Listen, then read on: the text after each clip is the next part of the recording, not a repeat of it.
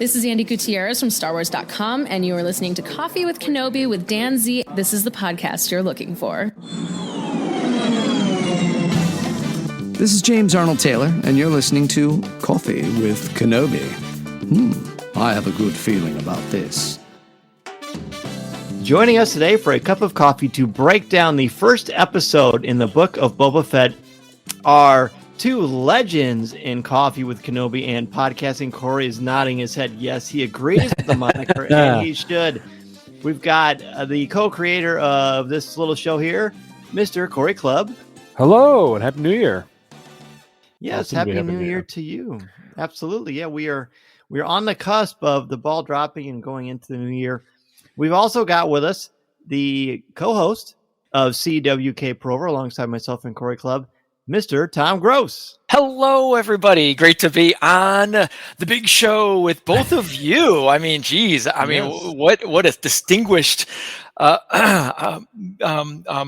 people. Menagerie. Well, it's a trifecta Yes, the creators of Coffee with Kenobi together, and including me. Awesome. Thank you so much. Our Star Wars tricycle keeps on chugging along at the end of 2000. Week. Very good. So we're going to talk all about the book of Boba Fett, the first chapter, Stranger in a Strange Land. So we're going to do what we typically do when we review these shows on Disney Plus or on Disney or wherever they show up.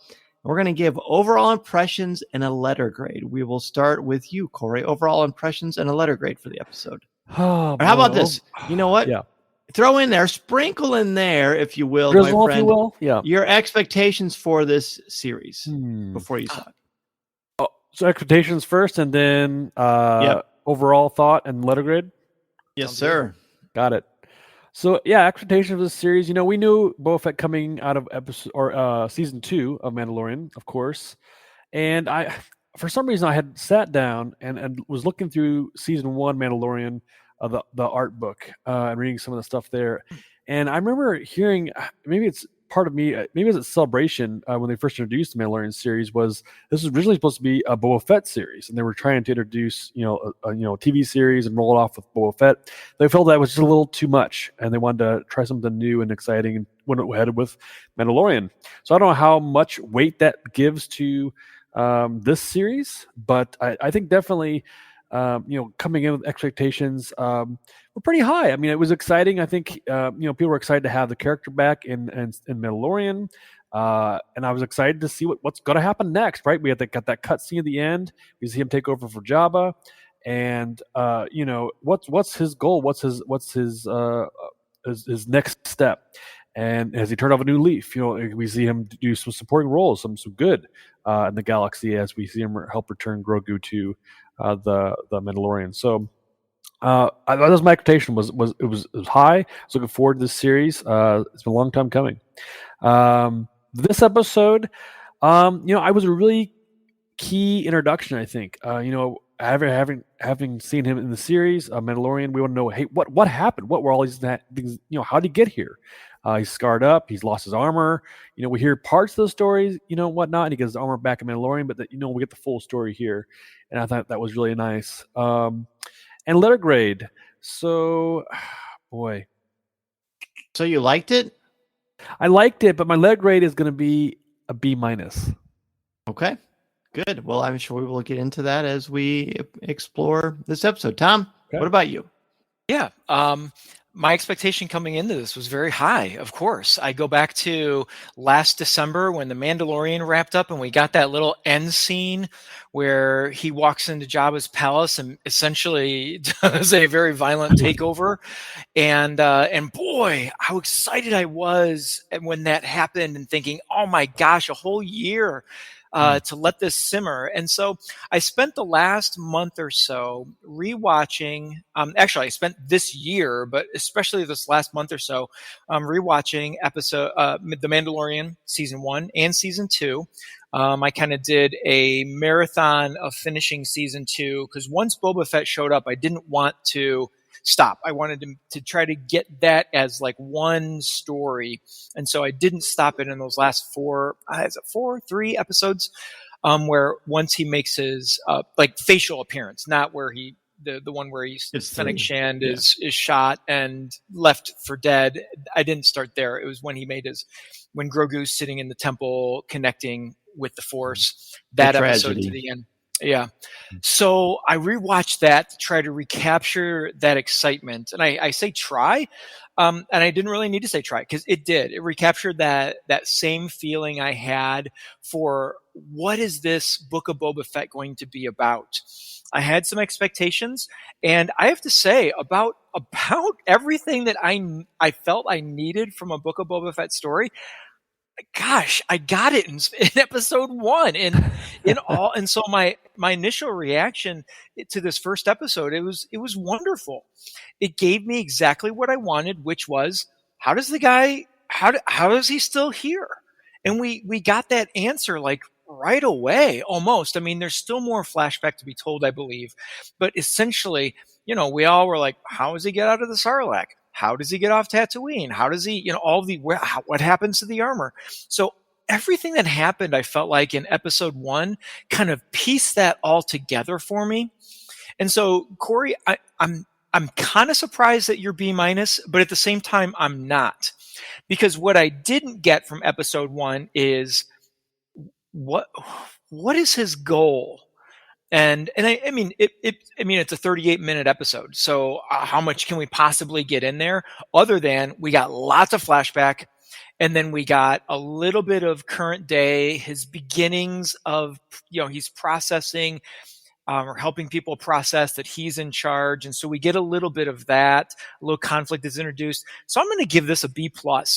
I felt a little just slightly underwhelmed to not give it an A.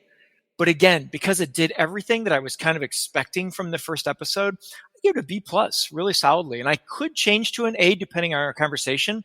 But certainly right now, I feel really confident with that B+. Oh, I'm glad. Well, as was what usually happens when there are 3 people talking about, we usually have 3 different perspectives. My feelings before this show started, I've said many, many times that Boba Fett has never been my favorite character. And I didn't think he was much of a character at all. And then when he showed up in the season 2 of The Mandalorian, The Tragedy, boy, did he catch fire. And I was a massive fan because I just loved the energy and the passion and the intensity. And I don't love violence, but I loved how the choreographed violence by Tamir Morrison and Robert Rodriguez. Just a great combination with Ludwig Göransson's score for that character in that episode. And then the following 2 episodes, how he just kind of comes into his own. And then the end of the rescue, when he shows up and he kills Bib Fortuna and takes the throne, I'm like, what's going on here? I don't understand what his code is. So that was a fun thing to explore when I was writing his entry in the character encyclopedia, because I had to take all those things into consideration, and it was fun and challenging. So I would say baited optimism was how I felt before this started. So we came home from a fun little quick getaway, the 5 of us for our family. And I look at the clock and I'm like, Mason, Book of Boba Fett, is in a couple hours. And he knew because everywhere we went, there were posters of it. And we kept saying, Dad, look. And then I said to Deanna, it's dropping at midnight. And she goes, well, why don't you guys stay up? That'll be a fun memory. I'm like, well, that's going to be tough for me. But she said, it'll be fun. It'll be worth it. You don't have school tomorrow. I'm like, that's fine. So then I get online and I get some stuff from Disney, and I see that it is midnight Pacific time. I'm in the Central time zone. Wah. So Mason, the show's going to start in 2 hours. It's actually going to start in 4 hours. And he's like, that's fine. He's ready to go. He stayed up the whole time. He woke me up probably 4 times while we were gearing up for it. And then at 10 minutes till 2 a.m., he says, Dad, it's 10 minutes. Think you can stay up? I'm like, yep, I will. So I stayed up. I watched it. I posted some stuff online. I crashed. And I'm going to say overall, I thought it was fine. I'm going to give it a B, probably an 84% to be precise. Oh, okay. It did not blow me away. Is it fair to expect a lot from a premiere episode of a series? I don't know. I mean, if I look back to my expectations and my thoughts of the original Mandalorian episode, the first one, when they introduced the character, I liked it. The ending blew us away with IG-11, and then, of course, the appearance of what would soon be known as Grogu. That was groundbreakingly cool. So it's not fair to put that on there to expect a big wow at the end. I didn't expect that. What I did expect were other things that didn't happen. We're going to get into that throughout the episode. So I say I liked it. I'm hoping that it will flesh itself out as we go along. And it did benefit from a second viewing, but I'm going to give it a nice, solid B. Let's talk about the intro. Right away, Cory, you mentioned this. I think you both did.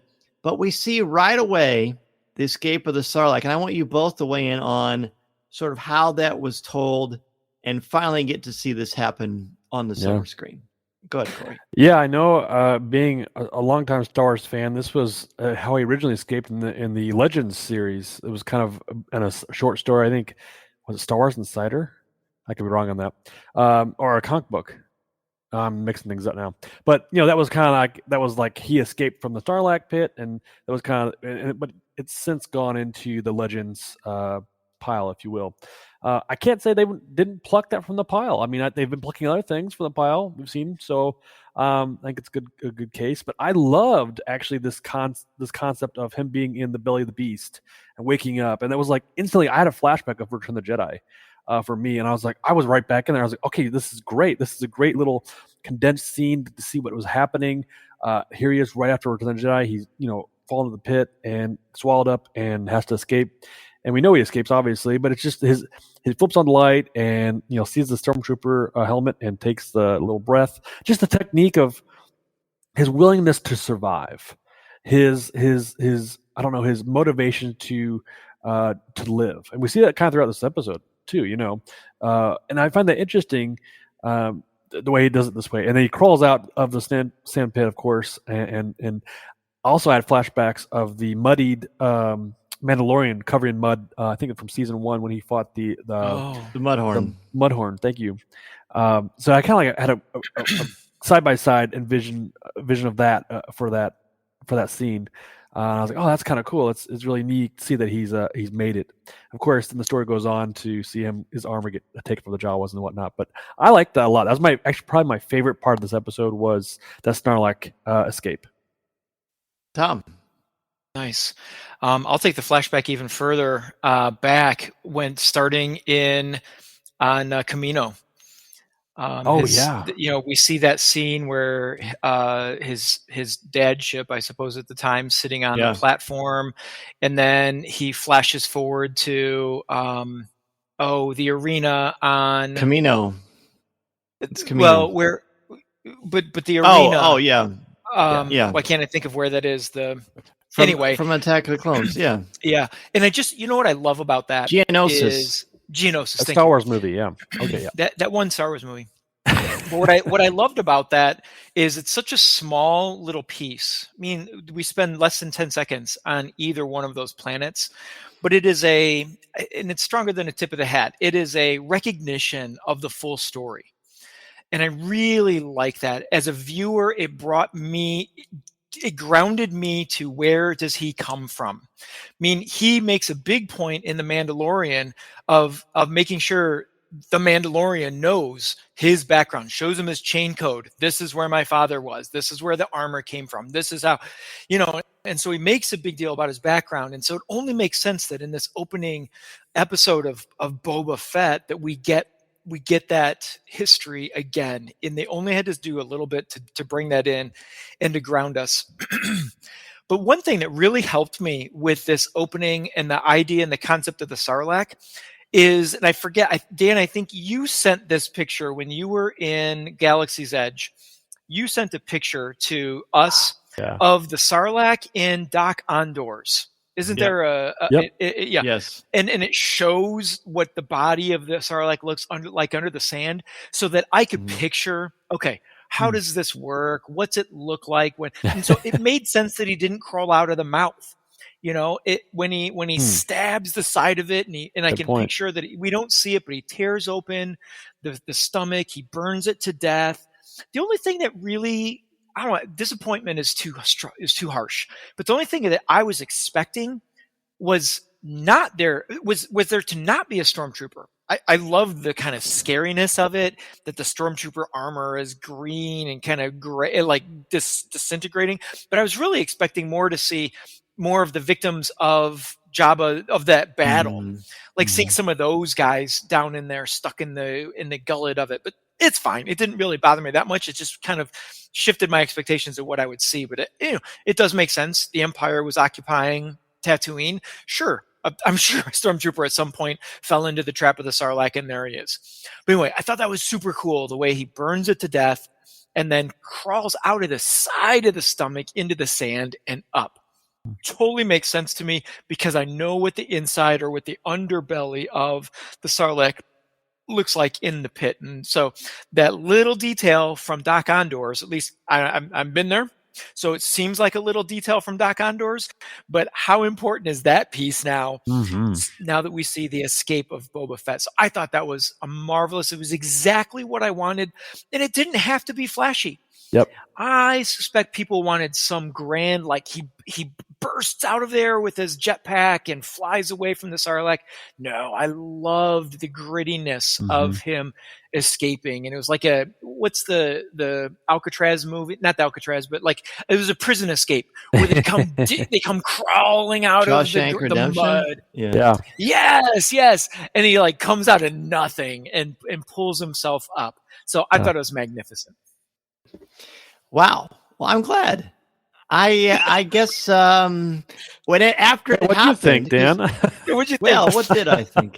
When it started, I said, "Oh, they're doing this now. It's happening now." I guess I thought this would be like a very, very slow burn payoff that would happen throughout the season or whatever. But that's not a fault of anything. I mean, this again is a problem why I'm so guarded about expectation or trying to anticipate or think about what's going to happen, because I ultimately end up getting disappointed. After it happened, I said, "That's it? That's it?" It was like 2 seconds. Now, look, if you are claustrophobic, that has to be horrible. That has to be a horrible scene to watch. It must be like suffocating. I felt that, and I'm not a claustrophobic person. I saw the stormtrooper, and I'm like, well, what? I mean, I guess it's possible that since they've been walking around Tatooine looking for the Death Star plans, from A New Hope, that one of them eventually, took a bad step, or, who knows what those rascals are doing in the Empire. So that using the air and all that was fine. But then he escapes and he crawls out, and he's clearly very weak. And to see the Jawas kind of strip him of his family heritage, and then very uncharacteristically smack him in the head with a rifle to knock him out. We've never seen Jawas do physical violence to human beings, so that was a little off-putting. But I don't know. I feel silly, but I was a little underwhelmed by that. And the problem is that since 1983, we've been imagining what that might look like, Sure. And so when you finally see it, that's one of those things where it's almost impossible to meet any kind of expectation you have, purposeful or not. Now, I never consciously thought about, how does Fett get out of the Sarlacc pit? Does he get out of the Sarlacc pit? I never thought that. I think in our brains, we just kind of connect dots to make things work in our brains. You know what I mean? So then it happens, and you're like, huh. I don't know. I mean, it was cool. I get where you're going with that, Dan. You try to formulate an idea because you want more Fett adventures, I think, as a fan. And you don't really necessarily care how that happens, you just want it to happen. And I remember thinking that, and growing up as a fan, and just I want more Boba Fett stuff, comic books, whatever, right? And so I feel like that's just a byproduct of to getting to that point. It might felt like it was payoff if I got to spend more time in the Sarlacc and less time. A whole episode of Sarlacc. Like less Tusken Raider and more Sarlacc. I think that would have made more sense. There'll be more story, but it'll probably pay off. The Tusken Raiders. Yeah, I think there's more to stay there. I felt like it was very much in the same vein as the introduction of Ahsoka and The Mandalorian. I really felt like people were expecting there to be more of a hunt in that episode for Ahsoka, and they start with her from the moment that episode opened. And I felt like when we get to the Sarlacc, I was like, wow, this is just like the introduction of Ahsoka. Why mess around with it? Let's just cut to the chase. Yep. Let's get it taken care of and done. And to the Jawa thing, I guess I wasn't surprised by it. First of all, we've come to know the Jawas to be just dirty rascals. But I go back to the episode, I think it's the second episode of The Mandalorian, where he has that knockdown drag out fight with them, Yep. and then they tear apart the Razor Crest, and they do Yep. all that terrible Right. stuff. So when they use the butt of that rifle to punch him in the face or do whatever, I guess I wasn't. So it was violent. You're right. It had that little shock value, but I was like, yeah, I would not expect anything less from those scavenging Nerf herders. Yeah. Okay. Interesting. So we're not going to do like I've been reflecting. Like I don't really want to go bit by bit of every narrative beat because I feel like I'd rather dive deeply into some of the bigger issues, and I think that was a big one. So I want to talk about just the fact that they do a flashback. I think is interesting. So let's talk about the back to tank. I'm assuming it's a back to tank because they do say he has to heal, but it also seems to be tied to him being a clone as well. It's very, very difficult to say. It's so early. This has only been out for, less than 24 hours at the time of this recording. So let's talk about that and the tributes that came in and Boba Fett establishing himself as, the grand poobah of Tatooine right away. So Corey, go ahead. Take either one in either order. Yeah, the back to tank is really interesting because we see that from the trailer of this series, and we knew Bacta's in Star Wars. It's like the medicine of Star Wars, right? It heals you. We see Luke do it in Empire. Obviously, that's the main scene I recreate in my head.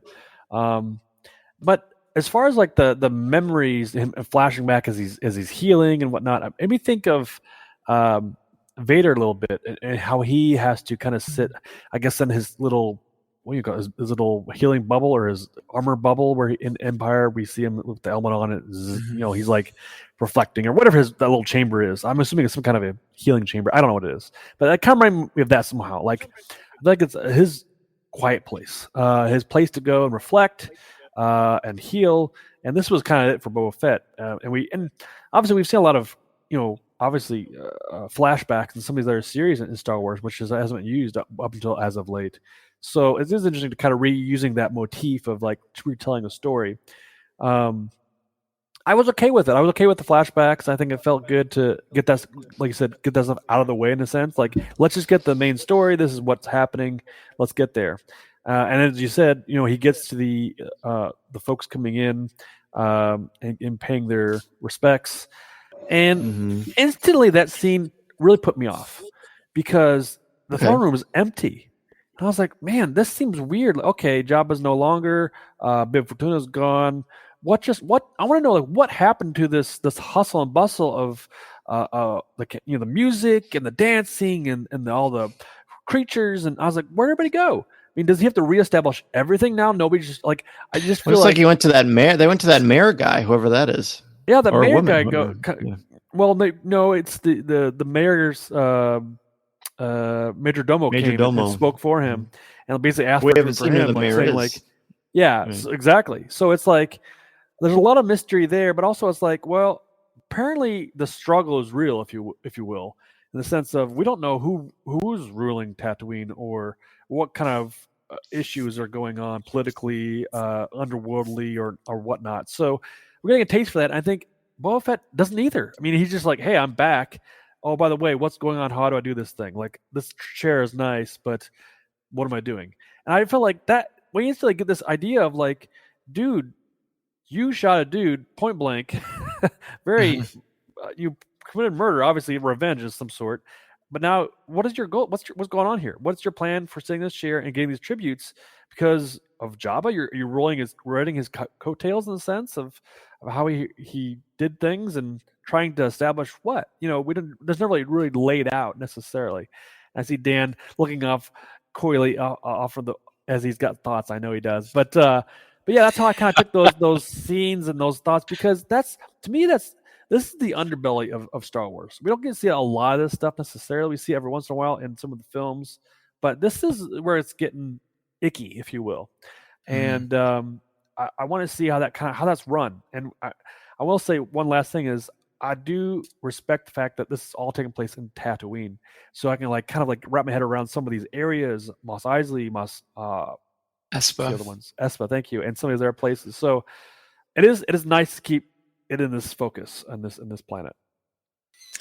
Agreed. I really like that aspect as well. And I have I think I might have an answer to why is the throne room so empty? Where did they all go? They all died on the sail barge. Oh, that's Yeah. true.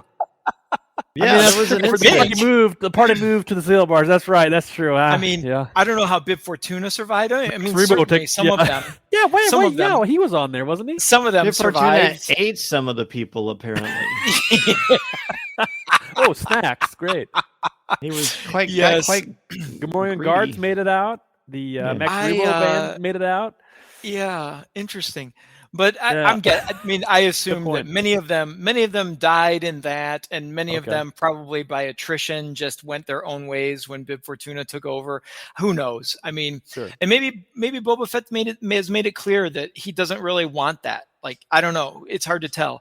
But I originally thought when I finished watching the episode, I wondered, will they continue to use this flashback device throughout the series? And after listening to you, Cory, I'm starting to think that they will. And I'm not trying to project anything here. That's not my goal, but I do think that we'll continue to see that. And I wonder if it will give us more purpose as to all the things you just mentioned about, the violent takeover. What's the purpose behind this? I wonder if these two, flashback and current day activities, will eventually overlap into telling this story of purpose and why Jabba's palace, why Tatooine, and all of that.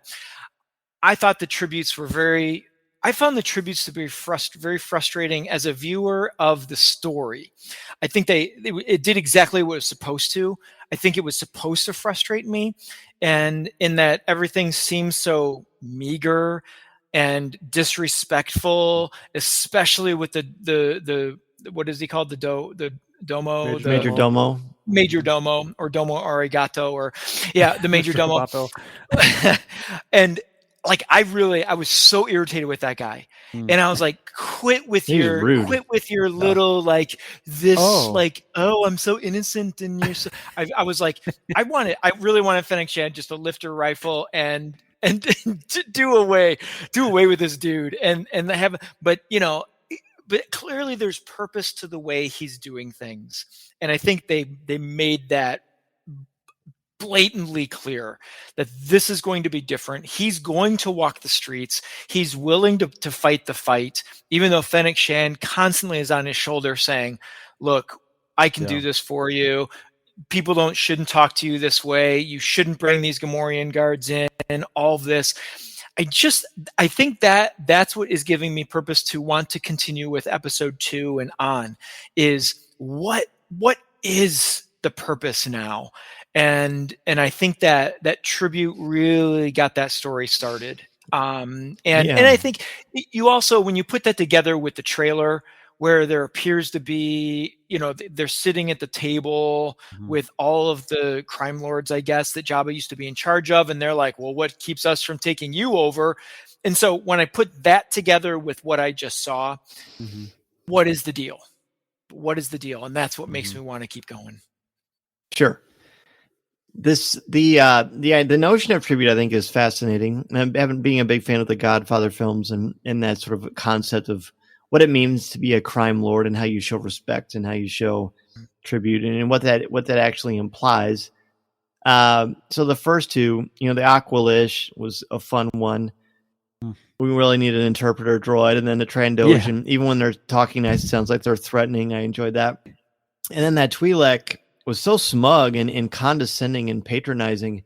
And yes, anyone else would have like killed him. I thought Fennec Shand as a character took kind of a step backwards, because she was only about, do you want me to kill him? Do you want me to kill him?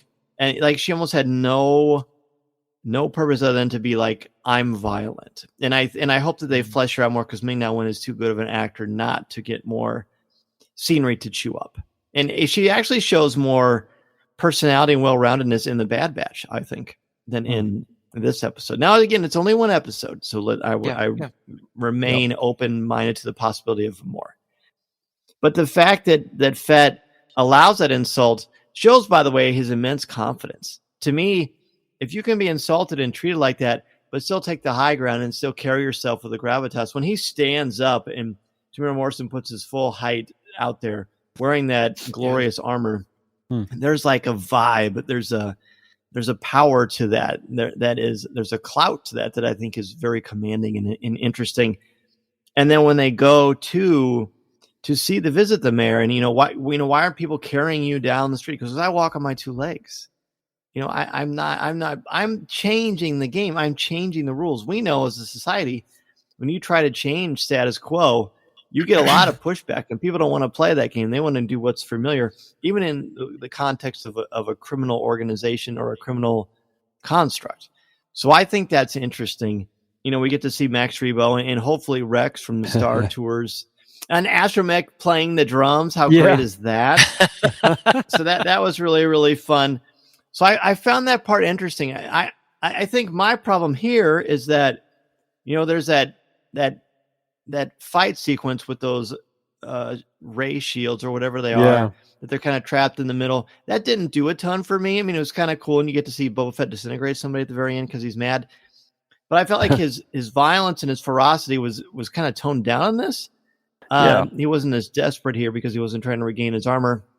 But, his helmet's bouncing away. Some Jawas are taking it. It's got coins in it. He's letting people clean it and stuff. I was like, what is this guy doing? Like, what is he doing? And I found myself being possessive of his armor to a degree, which I think is kind of an interesting thing that I think they want us to feel. And a lot is probably sprinkled over from The Mandalorian, especially in season 2, perhaps. So I don't know. I think, and I texted you and Jeff about this, Cory. My challenge with this part sort of encapsulates, and I did like the episode, but I think it's important to be a critical thinker and intellectually honest. Sure. I didn't get that Boba Fett intro moment. Like in everything that you do, in every story that you tell, no matter how many times the story is told, you get a hero intro of something, whether you're watching Spider-Man, No Way Home, or you're watching Ahsoka appear in The Jedi in season 2, or you're seeing Captain America in Civil War. Every hero, even if they've got 60, 70 years of history, they get a little intro. His intro is he's inside a monster and spit out, and then he's torn into nothingness. I feel like that was lacking, and this could have been the moment to show, hey, this is why Boba Fett is tough. Hey, you viewers who maybe aren't familiar with the character, or maybe you didn't see season 2 of The Mandalorian, right? This is why Boba Fett is who Boba Fett is. Yeah. And we didn't get that really there either. And that, I don't know, a little disconcerting for me. You make a good point because you don't have that. Whether it's you mentioned a hero moment, it's not necessarily he's not a hero in the sense of like saving the day. But you're right; they should have tacked. But he is the protagonist for this. They should have tacked on that his throne room entrance where he shoots Bib Fortuna, and like that's the moment, right? I feel like they should have capped that on the beginning there. It reminded us, by the way, remember this happened? Boom! Here he is. He's back. He's doing his thing. Cut to how he got there, right? So kind of that would have been a nice kind of review, but also taken back that hero moment and saying, "Hey, this is Boba Fett. He's back and he's gonna smack some heads around." The part I felt was weak in this whole thing was he's reliant on this back tank, and I didn't feel like he was very reliant like that in season 2 of Mandalorian. Like. We see him in season 2. He's got 2 blasters. He's blasting the stormtroopers, and he's throwing bombs, and he's really like shooting rockets. I was like, man, he's back in full form. He's ready to go. Like, where was this guy in this fight? I mean, he didn't know how to get out of this. He little struggled scuffle. with these guys. Yeah, he shouldn't have like, struggled. They shouldn't have struggled at all. And Fennec Shan also seemed like she struggled. So I don't know if that's just more of like they're unsure of like what to do. Should I fight in this moment, or should I be more reserved? I think maybe he's making that contemplation of like, okay, I've walked the street, if you will, and given my piece. Do I need to fight these guys? I mean, they attacked me.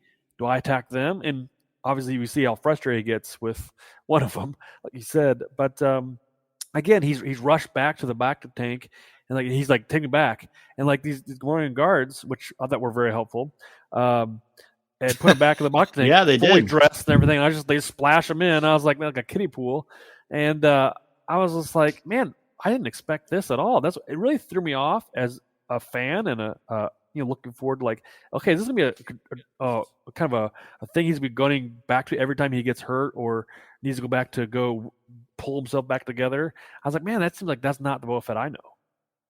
Yes. I found the street fight to be disappointing as well. I can't, there several things went through my mind watching it, and the first is to your point on the Mandalorian and dealing with the stormtroopers. He's much more fierce in that. I agree, and that's where Very this much. doesn't really make sense to me. Other than I think, okay, so stormtroopers are stormtroopers. They have a reputation for not being particular, even though Obi-Wan Kenobi says they are, the best fighters and, soldiers and in the galaxy, we know that they are not. And so these guys with the ray shields are underworld. They're dirty fighters. They surround them. Yeah. So I'm like, okay. And they do seem very nimble to get up there. They even though Fennec Shand doesn't have really trouble with them on the roof, they certainly confound her a little bit in the chase. She wants to kill him. Yeah. And so, okay, they're a little bit more formidable than what we're used to. So I was still like, okay, these are kind of nobodies. And so why? And I was like, okay, so then I went to Cory, your point of, well, he's the crime lord. Do you fight in the street? Do you not? Are you kidding me? You think Jabba would think twice before fighting in the street? Right. My gosh, he would go at it. This is the underworld. So that didn't make sense to me. The only reason, I mean, this is so silly. The only reason I can think that they put him in this position and made it difficult for him is to show the loyalty of the Gamorrean guards. Yeah, that's the only thing that made sense to me as to why, like, the Gamorrean guards kind of had to come to his rescue, and we had question about them because they were found deserting Bib Fortuna or whatever it was.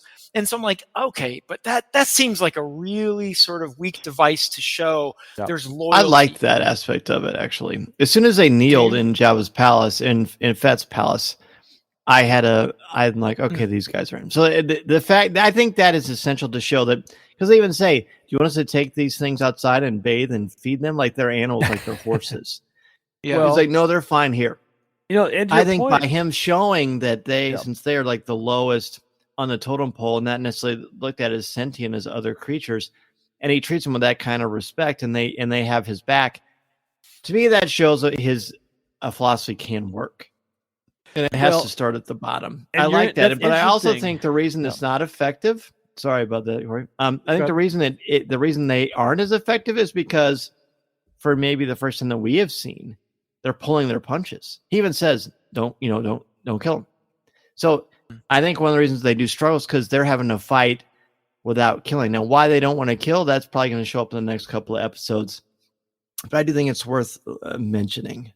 Yeah, that's a good point. Yeah, I like you said that he decides to spare them after two rulers had them underneath they were loyal to the other two rulers. So now he's saying basically, I have the option to kill you. Like, I can kill you guys, and I should decide not to. They prove their loyalty, and maybe that is like a working from the ground up type thing, building this empire, building whatever he's building. Yeah. That's the thing, is like he doesn't establish that to begin with. So it's like we're going off of other characters they're coming into the picture, like saying, okay, I guess this is the way he wants things to go. Like, I feel like he's just trying to figure things out, and that's what bothers me. And because whenever I think he knows he needs to have a goal. Yeah, I think he has a goal. I don't think so. And we just don't know what it is. His tributes coming in, and he's like, what do I do here? And he's like, he's changing the game up where he walks and meets those the other she wasn't the mayor, was she? She was just another no, like a casino owner or something. Yeah, like a business owner or something, and like met them, respected them, and said, "Hey, I'm here for respect. I'm here to come face to face." Obviously, like you said, working his way up to the other crime lords or whatever, saying, "Hey, I'm going to give you respect. You give me respect." Versus, see, I think he totally knows what his plan is. He's not. He is prepared. We don't know, but he's prepared times a million. Well, like you said, though, and the frustrating part is that we don't know what his purpose is. Well, we don't know what it is. Yeah, and it's not conveyed. Yeah, it is. He said he came out a changed man or something like that, or I don't know. But this whole experience, something like that. So it's to call back to his time with the Tucson Raiders, which was another interesting timeline. Yeah, I want to get to that next. Yeah, I can jump on that. His time. Well, actually, I want to say something real quick before we get into that. For one thing, You thought Anakin Skywalker didn't like sand? Woo! I'm pretty sure Boba Fett takes the cake. Let's talk about the flashback. Star Wars is, years ago, it was very common. Star Wars doesn't do flashbacks. It just doesn't happen. But it did with The Mandalorian, a little by little. Now, more than we've ever gotten it. And the majority of the episode is about his slow, torturous,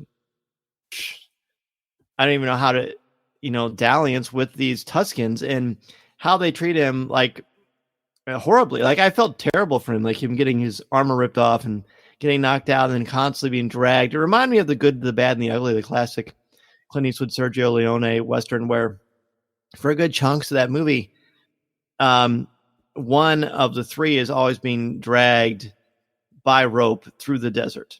And so that was clearly a Western flashback. And we're going to, Stranger in a Strange Land. It's a very common idea here, an archetype of a Western style hero. So we're seeing that carried over from The Mandalorian, but much more of the gritty aspect of things and much more, the blood, the dirt, the sweat. I mean, how could you not feel like, no wonder Tamir Morrison being inside that Sarlacc and then being out in that brutal twin sun for so long. No wonder he looks so aged. Yeah. By the time we meet him in the beginning of season 2 of The Mandalorian. So let's talk about the captivity. And, let's save the final fight for the end. In fact, why don't we just take a quick break and we come back? We'll talk about the majority of the scenes with the Tuskens and Boba Fett. This is Coffee with Kenobi. This is Vanessa Marshall, and you're listening to Coffee with Kenobi.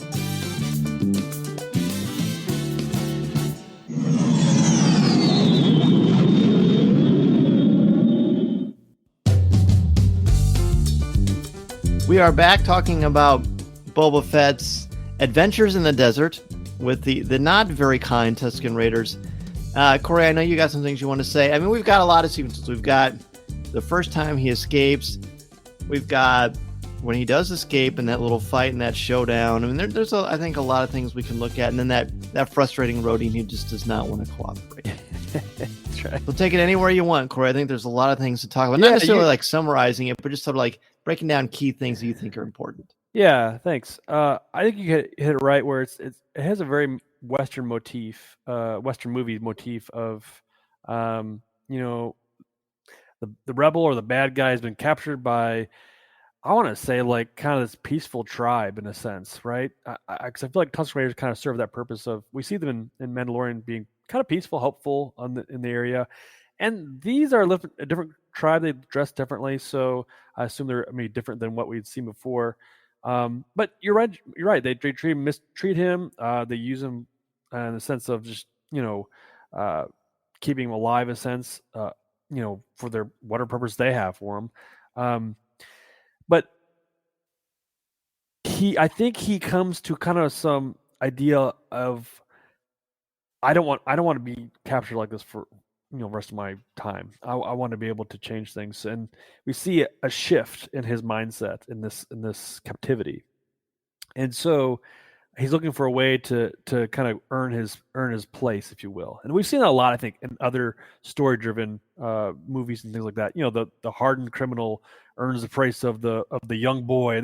It's kind of been used before. So again, I feel like this is a little bit been done before type thing, in the sense of, I know this is where it's going to go, and I think that's okay. I mean, it's okay to use those type of things because they work, but he doesn't actually initiate necessarily oh, I've learned something or I realized something. He just kind of goes about his business. He tries his way first, it doesn't work, and then he decides, okay, I better think about this a second time. We got to work together type thing, and we see that play out with that, like I said, the final fight. But he's realizing, they see the bandits or whatever at the outpost, or I don't know if it's an outpost, it's the dwelling, very, very reminiscent of A New Hope.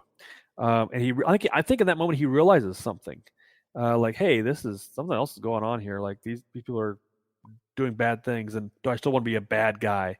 And of course, we see him interact with the child, Tusken Raider, and I thought the weirdest part was when they're finding these little coconuts of water under the sand.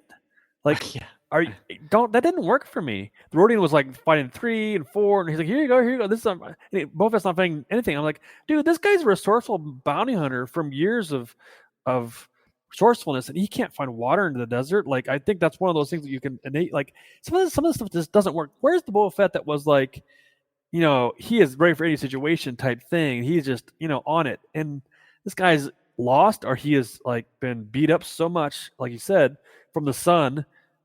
He's dehydrated. He's hungry. He's exhausted. Yeah, but like he doesn't have any of his usual right. things. But you're also your mind works. Your mind has been trained to do certain things. I think that would come in handy in certain ways. So the slots doesn't really work for me necessarily. This moment of kind of proving himself. But I mean, I get it. I understand it. So I heard you. Interesting. You keep mentioning that. I don't think there's a shadow of a doubt. I don't think he's trying to prove anything. I think he's just trying to stay alive. I think he fully knows who he is. We just don't know what his deal is. But I think those are very separate ideas. I don't know. Interesting. What do you think, Tom? You muted Tom, I think. Tom. No, I didn't mute Tom. I think Tom muted Tom. No, that was me. Sorry. Tom muted Tom. My apologies. It was like when he was talking to the Rodian and no sound came out. That's right. Cool. This is the part of the episode that I loved. Oh, really? I really liked this. So, Cory, you said some things that are reminiscent of what was going through my head, except I think I was thinking of it in a different light. Okay. I felt like this sort of defined who Boba Fett is today. This is the Boba Fett. So we're not looking at a bounty hunter anymore. What we knew from Empire, from the Clone Wars, clear back to being with his father Jango. That's a different person.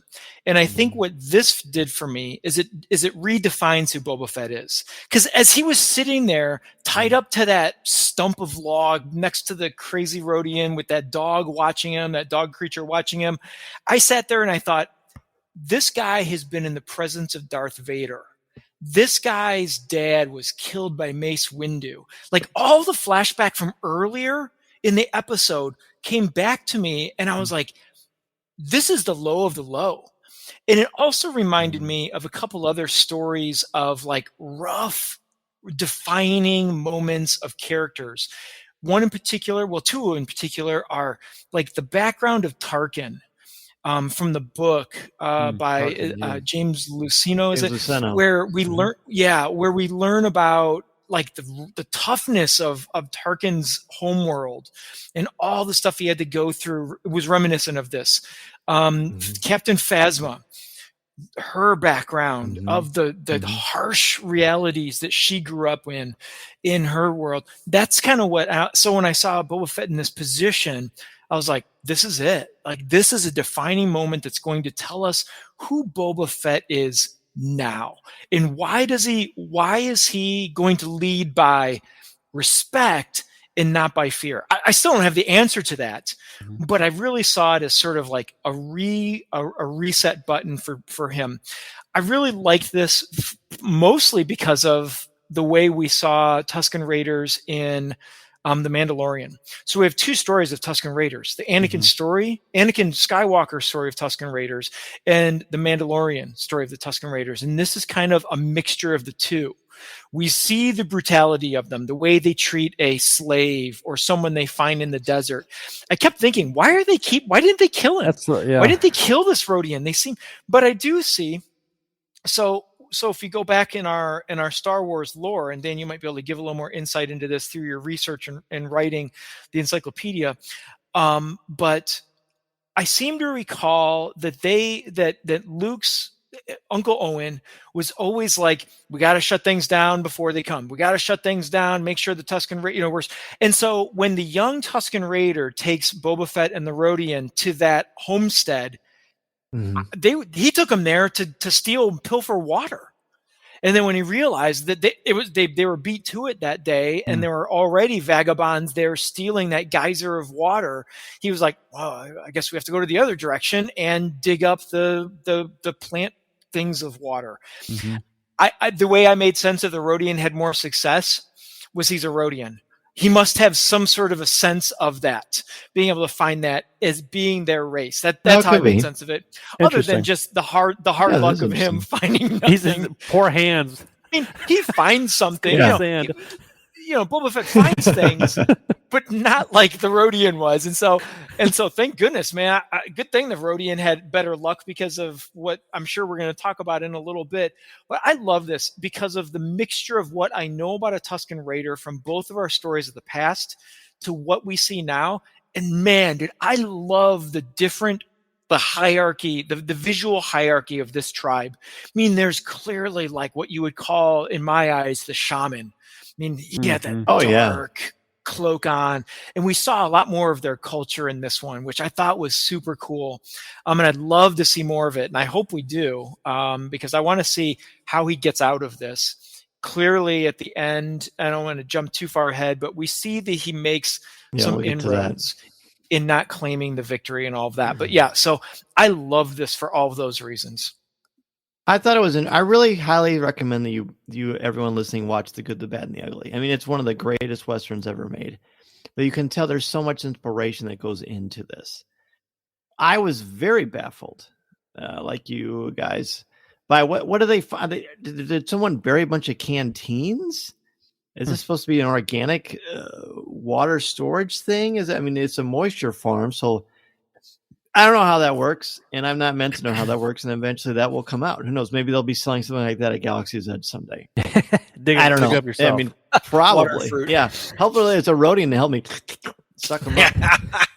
But what I think some important things from those particular sequences. One, I think we see this a number of times. Boba Fett does not hit children. He refers to that young Tusken as a youngling.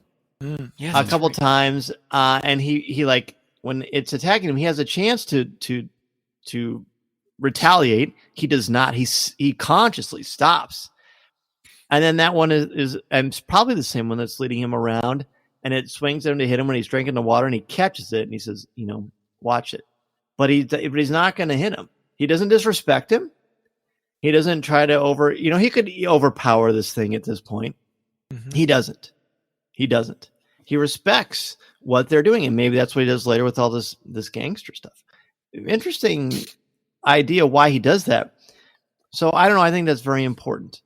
And plus, he has respect. We see he has respect for children because he was a child. We do see the flashback with him mourning the loss of his father.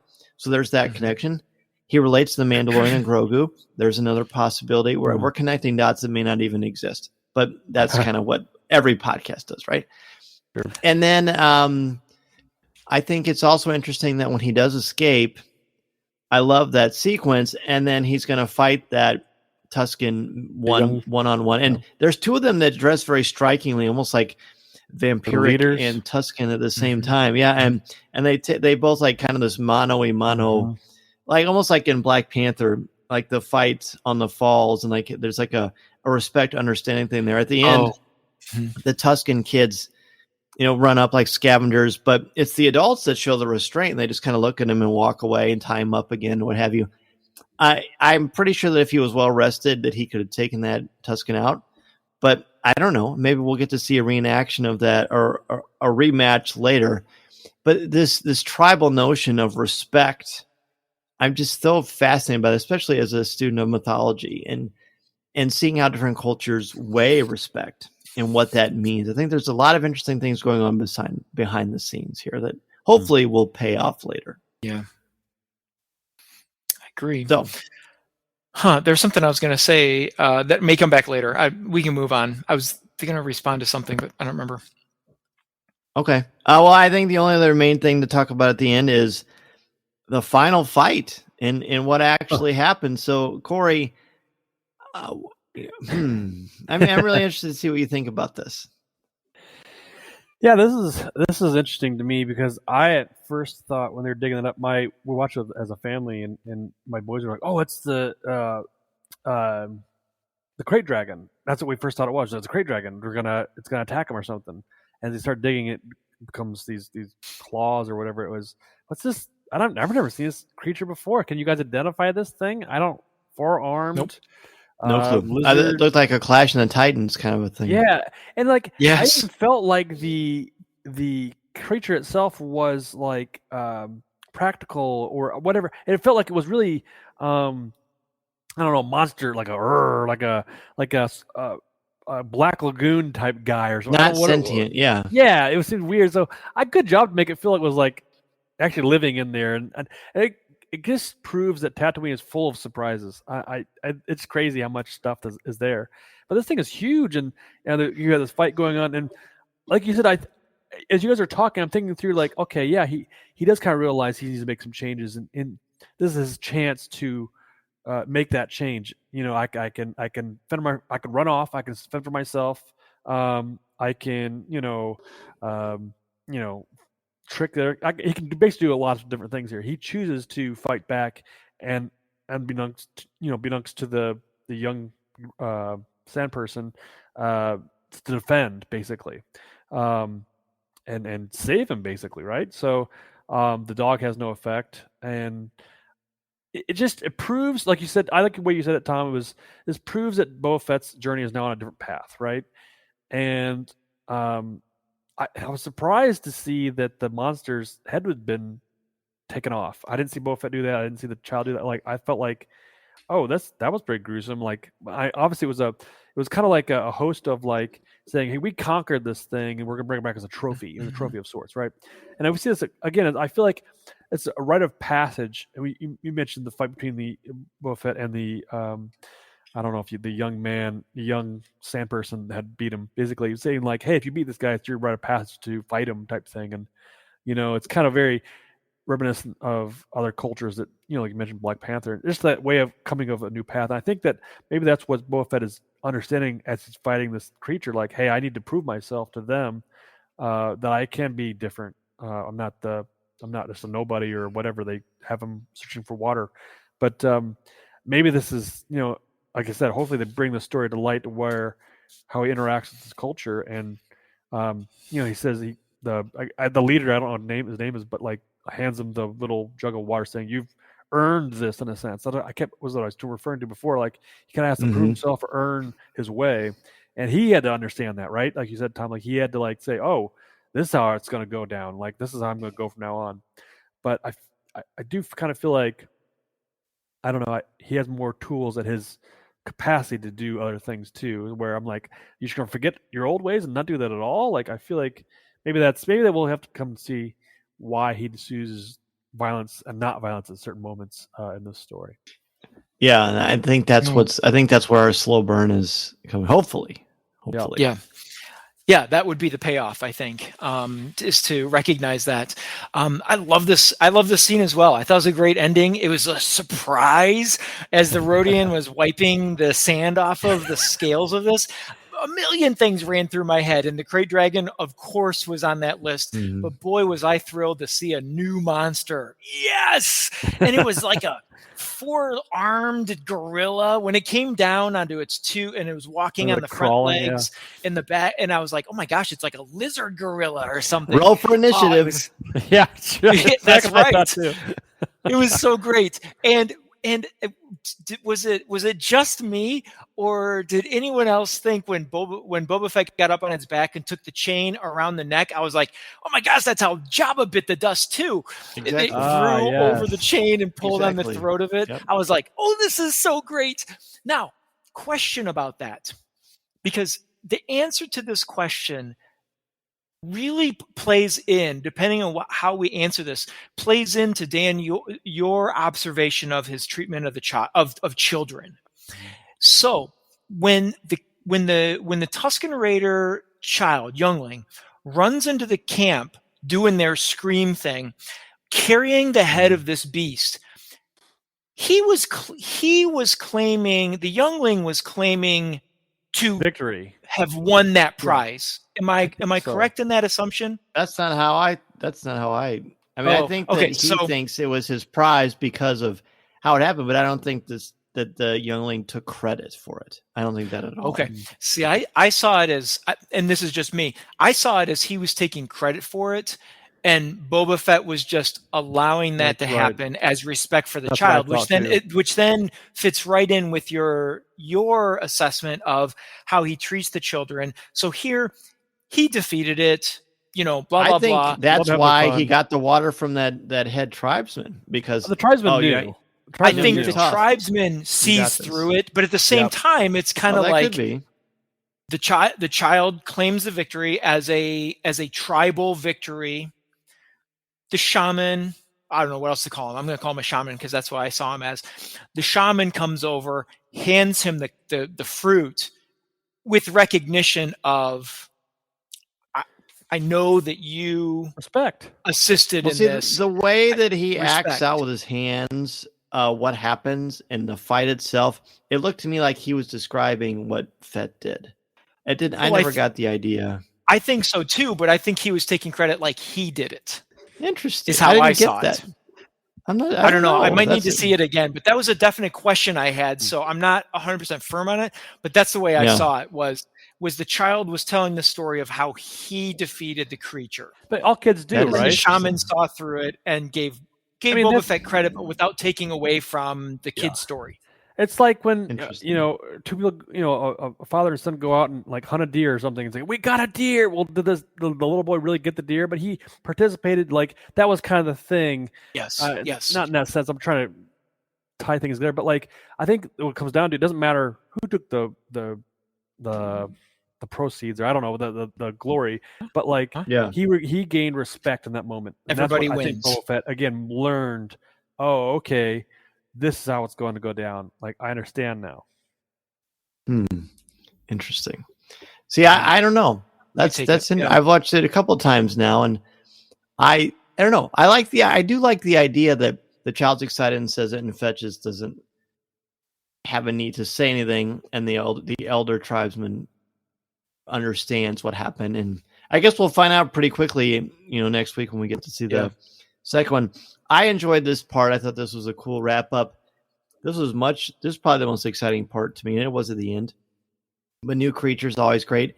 I like both of you, and I'm sure like many people listening, I thought it was a great dragon, and I thought, well, this is about to get interesting. and maybe this creature shows up somewhere in the Legends line. I like that they continue to take things from the Legends line, and I'm surprised we haven't brought up John Jackson Miller's Kenobi, because there's a great story in there about Tusken subculture and cultures and leadership and hierarchy. So I'm sure that inspired some of this as well. It was a great fight, a thrilling fight, a brutal fight, and the way that he does it, yes, does remind you of Leia, the Hutt Slayer. Although he would have no way of knowing that's what happened. That's true. He was the stomach.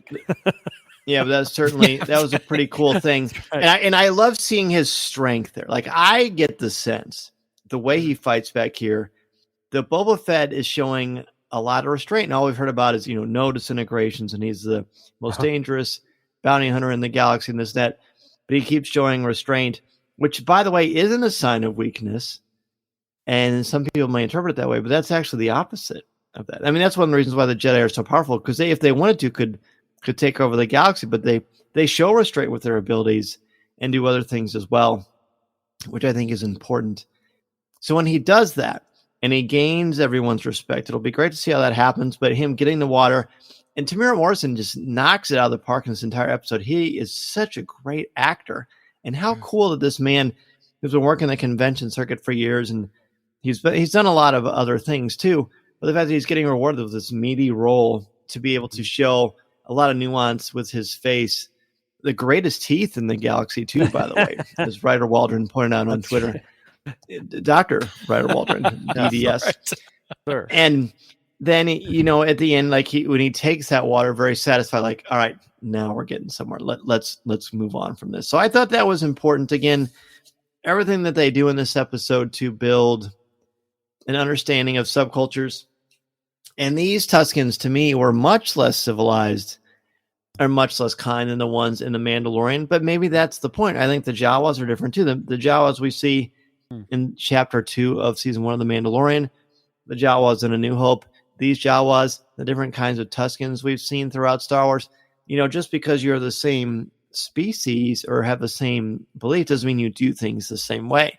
I think that's pretty important, and does actually bring real diversity to this fictional universe, which I think is pretty important. Yeah, well said. I like that.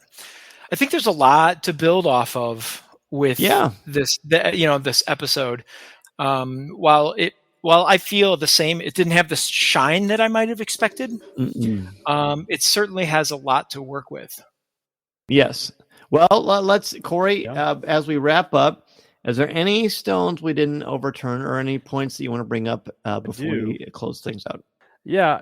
Overall, it's interesting because coming off of Mandalorian season 1, episode 1, the introduction to the Mandalorian, we don't no idea who this guy is. He comes in, taking a bounty, doing his thing. We see his ship, we see his methods, we see he's just a type of guy. And then we meet the final, the Baby Yoda character at the end. Boom, it's done.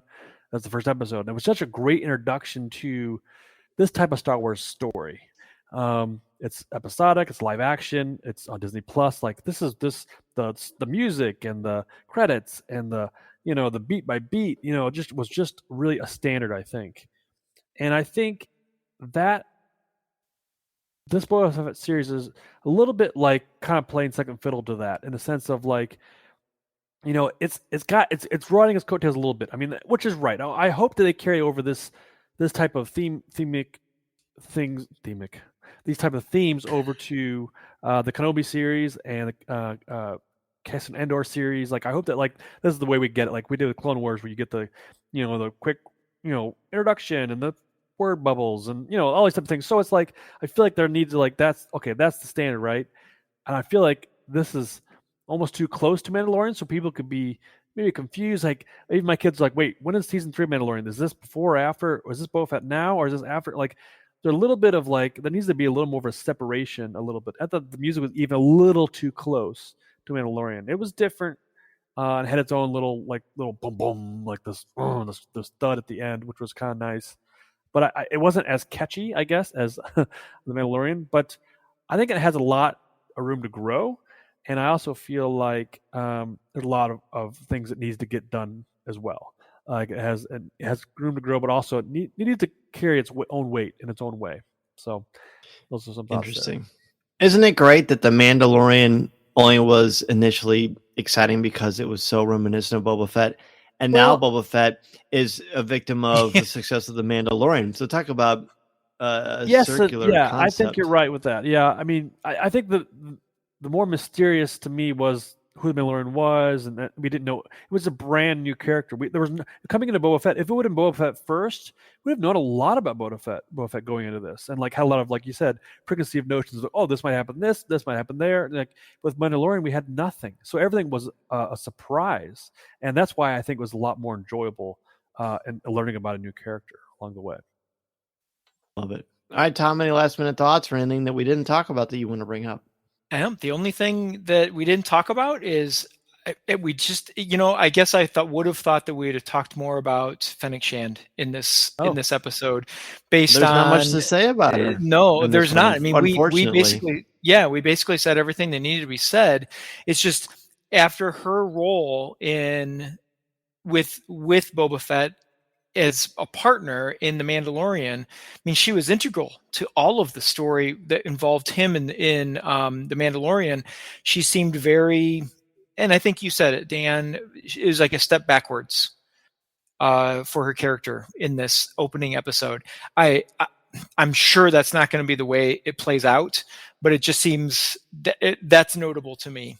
When we talk about this first episode, is that she really didn't have much to do. But it's not the book of Boba Fett and Fennec Shand, it's the book of Boba Fett.